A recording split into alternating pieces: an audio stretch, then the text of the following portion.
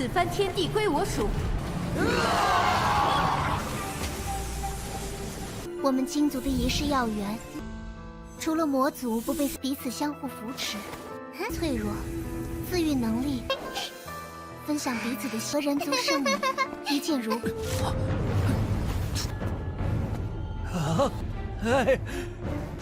老酒不收。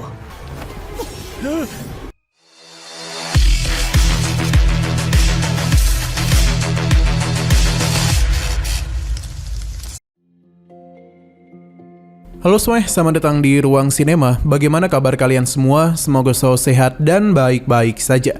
Sesuai jadwal, jadi pada hari ini kita akan kembali melanjutkan series Donghua Fearless Battle Spirit episode terbaru, yang mana ini adalah episode yang ke-148-nya. Bagi yang baru bergabung dengan series ini, kita sudah sediakan playlistnya. Jadi kalian bisa mudah mencari di mana episode awal dari series ini. Tapi sebelum kita mulai episode terbarunya, kita akan melihat dulu apa saja yang telah terjadi pada episode sebelumnya. Tepatnya pada episode 147. Kemarin, Kinan bersama dengan Miao Miao larut dalam pembicaraan di tengah malam, di mana semakin lama Kinan mulai merasa kalau Miao Miao begitu cantik dan tak kenapa dirinya merasa ada yang aneh pada dirinya sendiri. Kinan juga membahas mengenai tempat di mana dulu Miao Miao tinggal. Ternyata sejak tragedi yang menimpa ia bersama keluarganya, Miao Miao sudah lama tidak berkunjung ke tempat tinggalnya. Kebetulan obat yang sedang Kinan cari berada di tempat itu. Jadi pada esok harinya mereka pun mulai melakukan perjalanan. Hanya saja Lost Medical Garden sudah tidak seperti dulu lagi. Terdapat begitu banyak tanaman yang mati akibat kebakaran besar dulu. Dua tetua dari istana segera memberikan hormat kepada Miao Miao. Mereka sangatlah senang karena tuan putri mereka telah kembali. Di tengah semua itu, mereka pun dikejutkan oleh kemunculan sosok monster tanaman yang bisa mengeluarkan suara dari kedua orang tua Miao Miao. Sekarang kita akan melanjutkan episode terbarunya. Sinan tahu betul kalau ini adalah monster yang terbentuk dari kebencian. Suara ayah dan ibu Miao Miao pun telah terdengar yang membuat dirinya yakin kalau semua itu berasal dari keluarganya. Jadi dia pun ingin mereka mengenalinya. Hanya saja itu semua merupakan kesalahan besar, karena kebencian itu tidaklah mungkin mengenalinya. Alhasil, Kinan pun segera menyelamatkannya.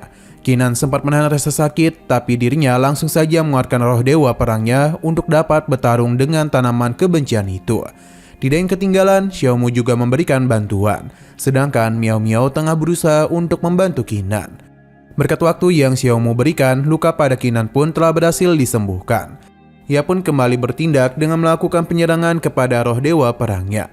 Perlahan namun pasti serangannya mulai membuahkan hasil, di mana tanaman kebencian ini pun pada akhirnya telah berhasil dirinya kalahkan. Ledakan besar juga telah terjadi, namun sepertinya itu masihlah belum cukup kuat untuk dapat menumbangkan kebencian tersebut. Maka karena itulah gadis harta keluar untuk bisa memberikan bantuan kepada Kinan. Kekuatan segel yang dirinya bentuk pun telah berhasil mengurung kebencian itu secara sempurna. Tidak lagi kesempatan baginya untuk dapat membebaskan diri.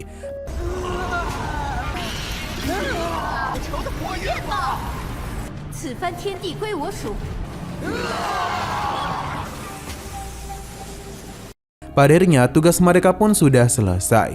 Kinan bersama yang lainnya pun menikmati teh pemberian dari tetua ini, yang mana itu akan menenangkan pikiran mereka. Sebenarnya teh ini sangatlah bagus, tapi tentu ia tidaklah terlalu memikirkannya.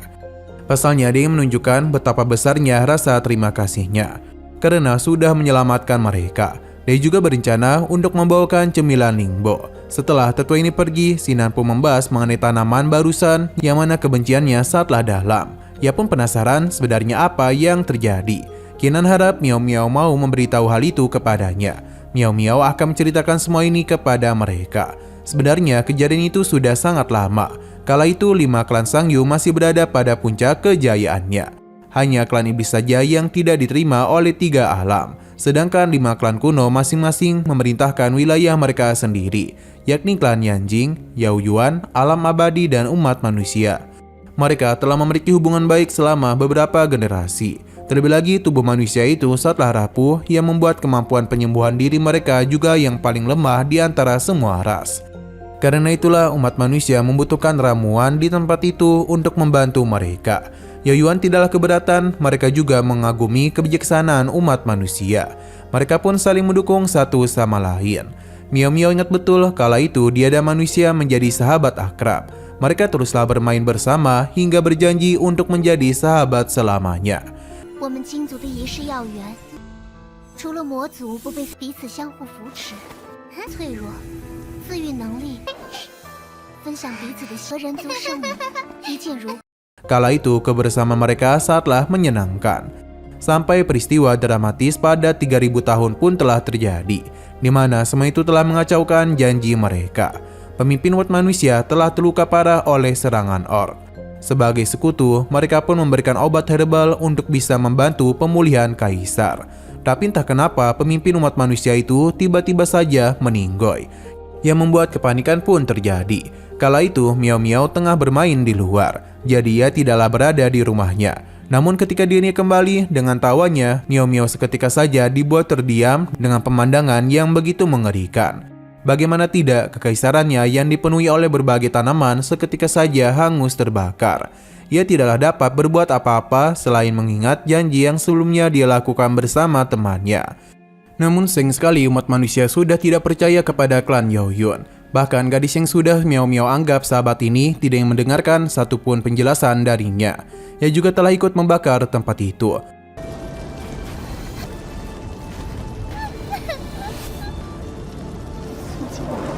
Momen ini benar-benar telah membuatnya tenggelam dalam duka. Bagaimana tidak, ayah, ibu, dan rumahnya lenyap hanya dalam semalam saja. Miao Miao setelah sulit melepaskan diri dari duka itu. Tapi dia sadar betul kalau dirinya tidaklah boleh terpuruk seperti ini. Ia harus mencarikan keadilan bagi klan Yaoyun, karena ia juga harus membalaskan dendam orang-orang terkasihnya yang sudah tiada. Jadi tidak mungkin Miao Miao akan berdiam diri saja. Ia bersama dan sisa-sisa pasukan Yaoyun pun pergi mencari seseorang untuk dapat menghentikan utusan itu. Padahal hatinya itu masihlah dipenuhi oleh duka dan amarah. Tapi Miao Miao terkejut karena wilayah umat manusia telah berhasil dihancurkan oleh para lawannya. Mereka meratakan pasukan itu dengan sangat mudah. Lagi dan lagi, Miao Miao tidak dapat membalas dendam. Para pasukan itu sudah tiada dan tubuh mereka dipenuhi oleh para gagak. Nah, entah kenapa Miao Miao bersama yang lainnya pun mulai merasakan sakit di kepala mereka. Sesaat kemudian mereka pun pingsan, di mana ini tentu saja membuat tetua itu pun menjadi begitu panik. Hanya saja ternyata semua ini merupakan akting dari tetua ini, yang mana dirinya berniat untuk menghabisi mereka semua.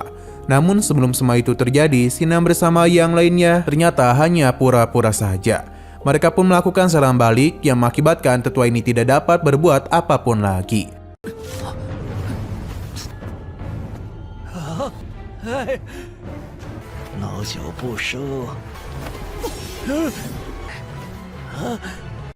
Dengan begini, maka selanjutnya mereka harus melakukan interogasi kepada tetua ini. Para binatang rosinanlah yang akan melakukan hal tersebut, karena semua ini merupakan keahlian mereka. Xiaomu menganggap ia adalah kura-kura besar yang tentu saja membuat Suanku marah.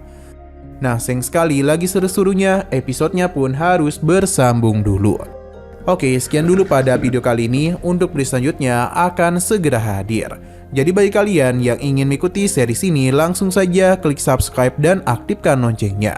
Terima kasih yang sudah menonton video sampai habis. Jika kalian suka pada video ini, klik like dan share ke teman-teman kalian tentang channel ini. Dan ditunggu aja kelanjutannya. Oke, sampai jumpa di video selanjutnya.